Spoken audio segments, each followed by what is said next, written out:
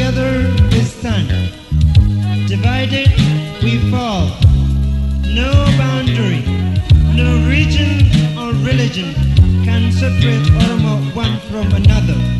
We love each other, we live together. Hamako hamatako, gari ambarana jirta. Arrasobam tuboruna hubatta. Alagai keko flakan guya gammachu. Firaija imimani kan guya rakko kan guya gadda.